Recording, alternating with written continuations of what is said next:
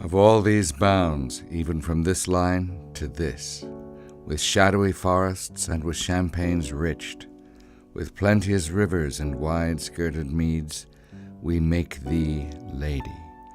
To thine and Albany's issues be this perpetual.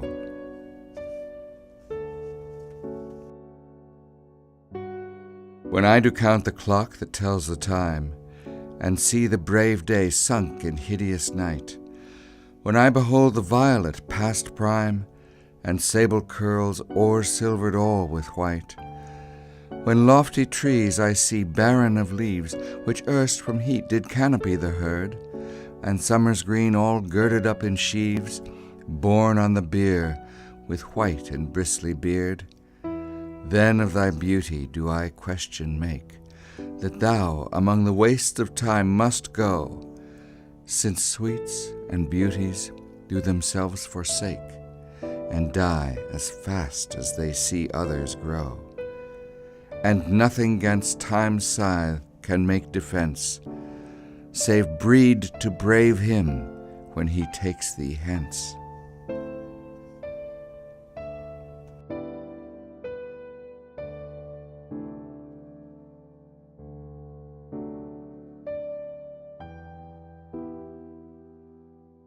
When I consider everything that grows holds in perfection but a little moment, that this huge stage presenteth naught but shows, whereon the stars in secret influence comment, when I perceive that men, as plants, increase, cheered and checked even by the selfsame sky, vaunt in their youthful sap, at height decrease, and wear their brave state out of memory. Then the conceit of this inconstant stay sets you most rich in youth before my sight, where wasteful time debateth with decay, to change your day of youth to sullied night. All in war with time for love of you, as he takes from you, I engraft you new.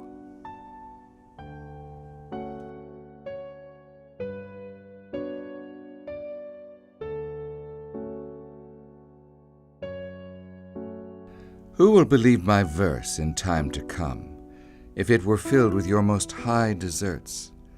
Though, yet heaven knows, it is but as a tomb, which hides your life and shows not half your parts. If I could write the beauty of your eyes, and in fresh numbers number all your graces, the age to come would say, this poet lies. Such heavenly touches ne'er touched earthly faces. So should my papers, yellowed with their age, be scorned like old men of less truth than tongue, and your true rights be termed a poet's rage, and stretched meter of an antique song. But were some child of yours alive that time, you should live twice, in it and in my rhyme.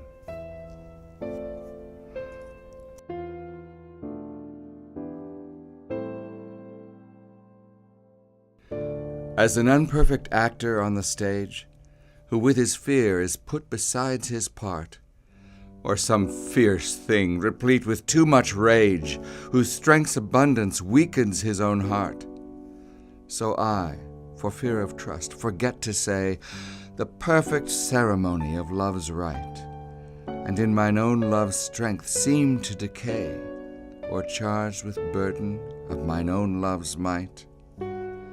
O let my books be then the eloquence, and dumb presagers of my speaking breast, who plead for love and look for recompense, more than that tongue that more hath more expressed.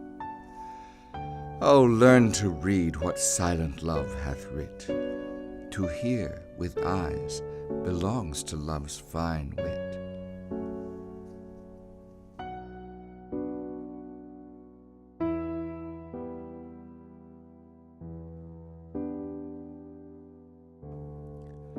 When to the sessions of sweet, silent thought I summon up remembrance of things past, I sigh the lack of many a thing I sought, and with old woes new wail my dear time's waste.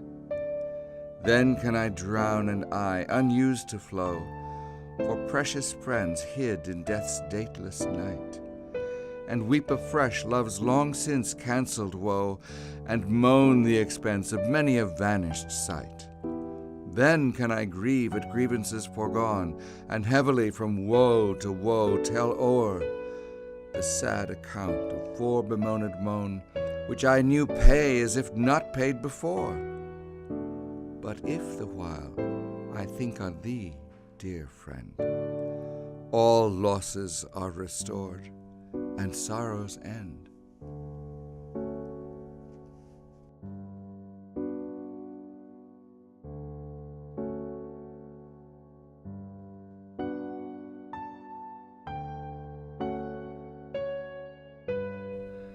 How like a winter hath my absence been from thee, the pleasure of the fleeting year! What freezings have I felt, what dark days seen, what old December's bareness everywhere! And yet this time removed was summer's time, thy teeming autumn big with rich increase, bearing the wanton burden of the prime, like widowed wombs after their lord's decease.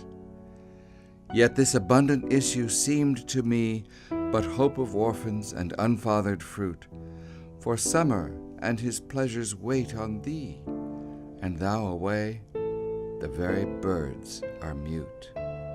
Or if they sing, 'tis with so dull a cheer that leaves look pale, dreading the winter's near.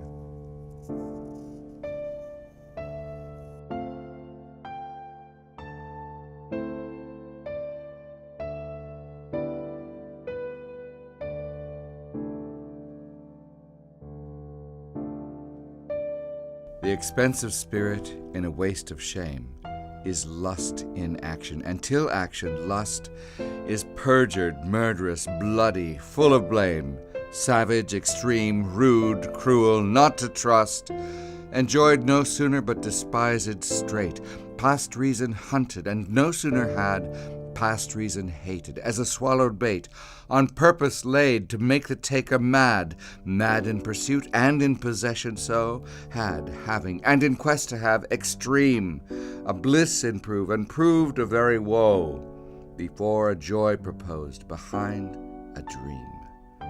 All this the world well knows, yet none knows well, to shun the heaven that leads men to this hell.